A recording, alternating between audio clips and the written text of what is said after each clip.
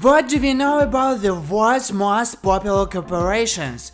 Quality, fame and accessibility, and their main symbol is the logo. Don't you think their logos are outdated? I don't either. But today we are going to change the logos of famous companies with the help of a neural network. Pepsi.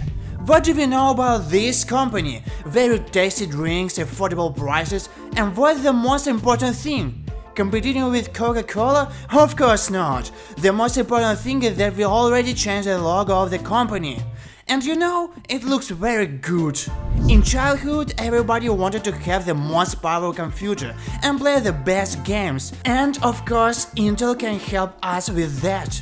Actually, no time for Ryzen. Okay, I'm talking a little bit. Why is there an Intel processor instead of an Intel logo? Maybe the neural network wanted to show the company's strongest side and put that on the logo? Philip Morris, I tell you right off the bat, smoking is very bad. You have no idea how bad it is. It does better. So where's the company logo?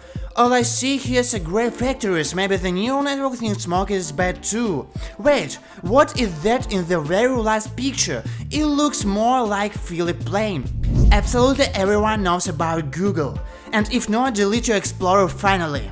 The Google logo was always memorable because of its colorful letters. The neural network decided to make it even more memorable. In other ways, I can explain why we see abstract colors instead of a logo. Microsoft, it's our everything, computers, phones, world. It would be very hard without such a company. The main colors of the company are red, green, blue and yellow. None of the 9 pictures have that combination of colors. Neuronet sticks to minimalism in logo design. 2 primary colors in abstract figures.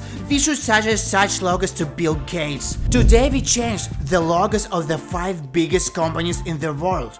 If you want to see more content like this, subscribe and leave likes.